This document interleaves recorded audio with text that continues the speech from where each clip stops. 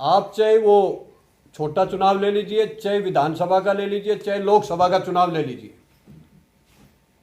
जो लाखों सरकारी कर्मचारियों द्वारा बैलेट पेपर से वोटिंग होती है, जो ईवीएम खुलने से पहले उसकी गिनती होती है, 14 से लेकर 23 तक, उसमें ये सरकार हारी है और विपक्ष की पार्टियां बैलेट पेपर में जीतती है। लेकिन जैसे ही ईवीएम खुलती है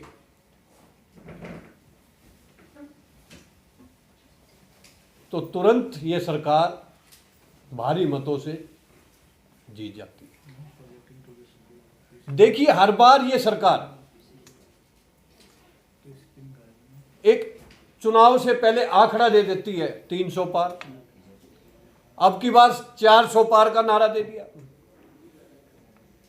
तो मैं सरकार से और देश के प्रधानमंत्री से पूछना चाहता हूं कि आपको कैसे पता कि हम 400 पार जाएंगे? क्योंकि देश के अंदर तो बेरोजगारी, महंगाई, किसान, जवान सब रोड पर है, चारों तरफ बहुजनों के हक मारी हो रही है, चारों तरफ अत्याचार अन्याय हो रहा, लोग सड़कों पर उतरे हुए हैं, लेकिन फिर भी आपको विश्वास है। उनको विश्वास जनता पर नहीं है। उनके साथ 38 सहयोगी पार्टियां हैं, लेकिन 38 नहीं, उनके साथ 39 सहयोगी पार्टी है। उनकी सबसे बीजेपी के बाद अगर किसी का नाम आता है तो ईवीएम सहयोगी पार्टी, क्योंकि उनको पता है कि जनता वोट जहां दे, लेकिन हम ईवीएम के माध्यम से सेट कर और अब की बार भी 400 पार होकर फिर सरकार बना लेंगे। आपने सुप्रीम कोर्ट का भी आदेश देखा होगा, वामन मेश्राम साहब के माध्यम से और अलग संगठनों के माध्यम से, जो सुप्रीम कोर्ट में और हाई कोर्ट में अपील की गई। सुप्रीम कोर्ट जो है इस देश का सर्वोच्च न्यायालय है, उसने भी माना है कि ईवीएम में गड़बड़ी हो सकती है। चुनाव आयोग से बार बार मांग की जाती है कि आप हमें बुलाइए, हम आपको दिखाएंगे कैसे ईवीएम में गड़बड़ होती है।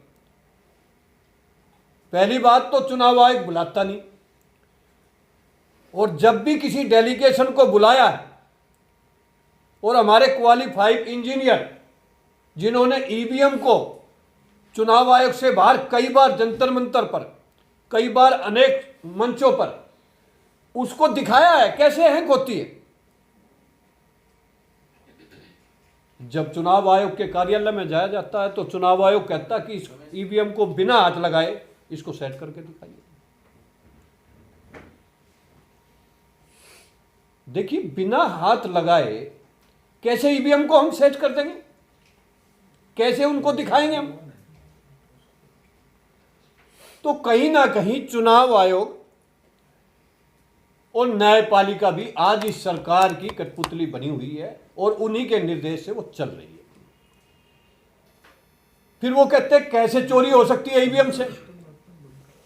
अभी आपने देखा होगा कि इसरो के कई वैज्ञानिकों ने चंद्रमा पर बैठे बैठे कंप्यूटर से ही पहुंच चुके, सूरज पर पहुंच चुके।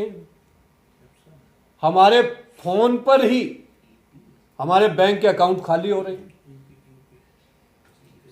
अनेकों उदाहरण हैं जो कंप्यूटर से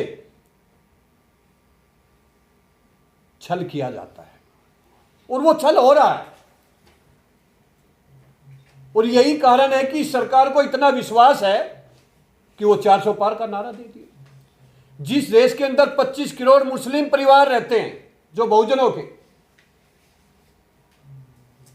आज तक आपने 14 से पहले देखा होगा कि मुस्लिम सीटों पर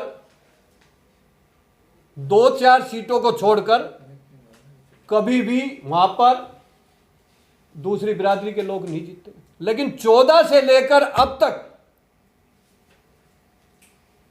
पूरे देश की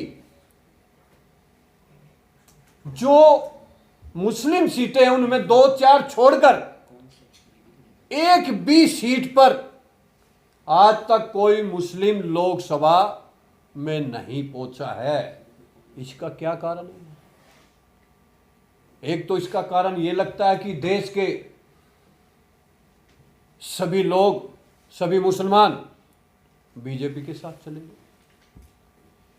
लेकिन फिर शक जाता है कि जब हिंदू और मुसलमान का जहर घोला जा रहा है तो मुसलमान कैसे बीजेपी के साथ चला गया? मुसलमान बीजेपी के साथ नहीं गया, बहुजन शोषित वंचित बीजेपी के साथ नहीं गए, लेकिन हमारी वोट की चोरी कर कर ईवीएम ने बीजेपी तक हमें पहुंचा दिया। यही कारण है कि आज ईवीएम पर शक किया जा रहा है। ईवीएम विश्वसनीय है। जिस कंपनी ने ईवीएम को बनाकर सरकार को दिया, तो कई लोगों ने आरटीआई लगाकर सरकार से पूछा कि कितनी ईवीएम सरकार ने खरीदी, तो सरकार ने कहा 19.5 लाख ईवीएम हमने खरीदी। फिर हमने उस कंपनी पर आरटीआई लगाई तो कंपनी ने बताया कि सरकार को हमने 40 लाख मशीनें बेची। तो मुझे बताइए वो 20 लाख मशीन कहां है, वो किस इस्तेमाल में हो रही है? तो कहीं ना कहीं शक ईवीएम पर और सरकार पर जाता है। इसीलिए पूरे देश के अंदर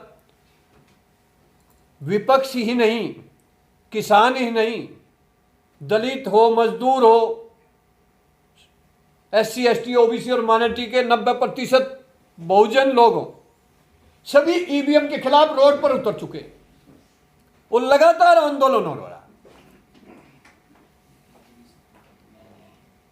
और सरकार नहीं सुन रही।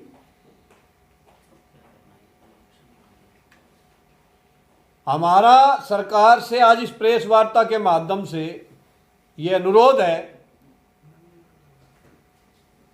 कि 24 का चुनाव बैलेट पेपर से चुनाव कराया जाए।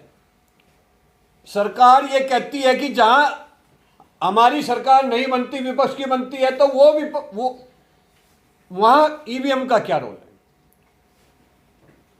जहां पर हम हार जाते हैं?